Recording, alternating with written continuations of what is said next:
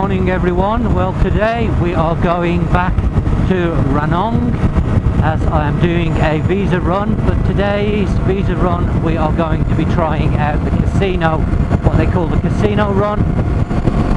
So a little bit different from last time. I'm just leaving Phuket now. It's 7 o'clock in the morning. My friend's coming along. I'm on the big bike today, so it shouldn't take me too long to get there. 321 kilometers thereabouts. So I'll speak to you again when we're in Ranong.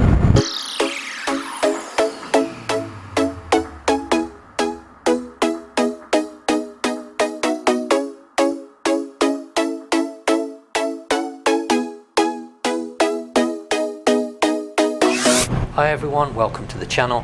Well, you're probably wondering why I'm doing another visa run back to Ranong when my stamp has not yet expired. In fact, it doesn't expire until March. Well, the simple reason is I have a 12-month multi-entry visa and that runs out on the 26th of February. Now, because I've already stamped in and my stamp does not expire till next month, I do have the option next month of going down to my local immigration office and extending that stamp for another 2 months, which at the end of that period, 60 days, I then have to go out the country and I cannot come back in because my visa's expired on the 26th of February without making a completely new visa. Now, obviously, making a visa is not as straightforward as going in and coming back out. However, because my visa is a multi-entry, I can go out just before my visa expires, come back into the country. As long as I enter the country before the 26th of February, I get 3 months, 90-day stamp, and then at the end of that I have the option again to extend by another 60 days. So that's what I'm doing today. Yes, we've come back to Ranong, but I'm not doing the same visa run as I did before. We're doing what they call the casino run, which is a lot more straightforward, a lot easier, and a little bit more touch of luxury, as you will see, and it costs the same. So basically that's what we're here for, and that's what we're going to be doing today. Well, I've just arrived in Ranong and we're at a place called the Grand Andaman Pier. I'm not with the wife today. As you can see, I'm on the Kawasaki on my bike. I've come up with a friend. He's not going to be doing the visa run himself. He doesn't need to do it. I'm going to do the crossing. He's come along for the run because it's very picturesque along Highway 4, but I'm not here to talk about that. We're here to talk about the casino run and what the difference is between this one and the one that I did before. Now, should you need to cross over the border for any reason, such as a visa stamp renewal, then at Ranong you actually have two options. Option one I've already covered in a previous video, link at the top of the screen now, or you have this second option that we're going to be looking at today, which some people call the casino run. And basically what this does, it leaves from the Grand Andaman Pier, crossing over into Myanmar to the Grand Andaman Hotel. Now, of course, this means you're going to need to clear immigration, and they do have their own immigration office right here at the pier, which is the large building in front of me. You will notice when you enter the building that it's all air conditioned. It has some really nice sofas where you can sit if you want to.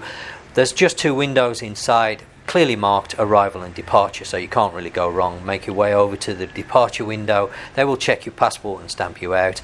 As you leave in the building, on your left hand side by the doors, you will notice a long desk. You need to go over to the desk, tell the person behind the desk that you wish to go over to the Grand Andaman Hotel.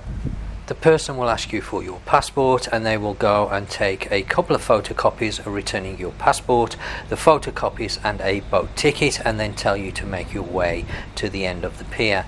Now, you can walk to the end of the pier if you wish to do so, or you can take one of the golf carts. There's no charge at this point, there's nothing to pay. You just make your way to the end of the pier.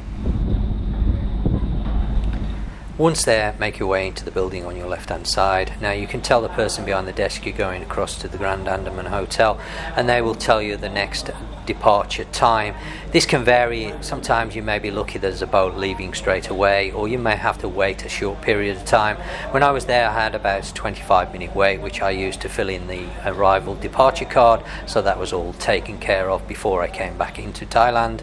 You just sit and wait for the boats basically, however long they take. They're not too long, they run pretty frequent. There's two types of boats. There's the fast boat, speedboat, which normally takes 10 to 15 minutes to cross, or the larger ferry. This is all air conditioned inside, a little bit nicer seats, but the crossing itself on the ferry is a little bit slower, sort of 20-25 minutes. Now I went out on the ferry, the larger ferry, but came back on the smaller speedboat, which was faster coming back.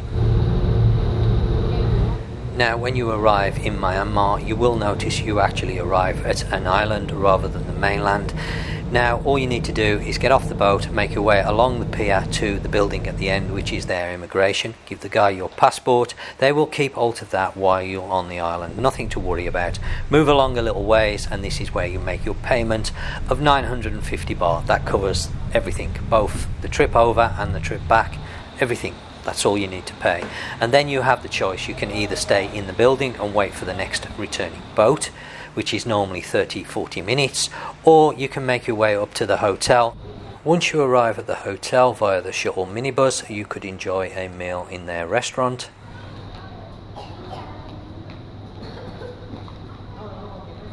Or you could spend a little time around the pool area. Now I'll be honest, I don't know if there's a charge to use the pool or not, so you would need to ask. There's also a large casino area located in the hotel. Obviously that's why it's called the casino run, because a lot of people come over to go in the casino, because gambling is of course illegal in Thailand and there's no casinos over here.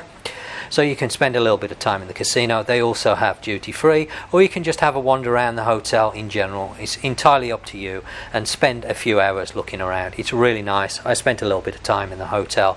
I had a beer at the bar and I found the prices to be very reasonable.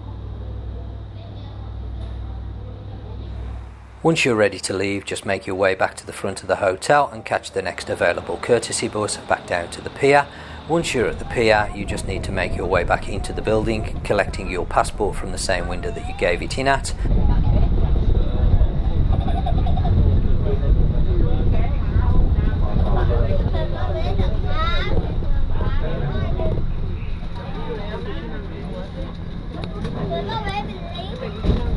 Then make your way along to the end of the pier and catch the next available boat.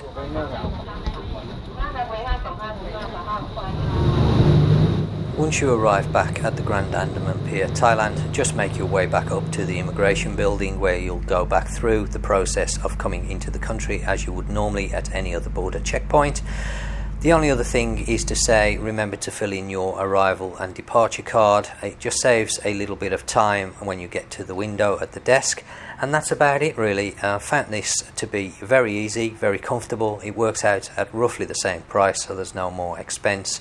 I would say it takes about the same amount of time, depends on whether you wish to stay at the hotel or not.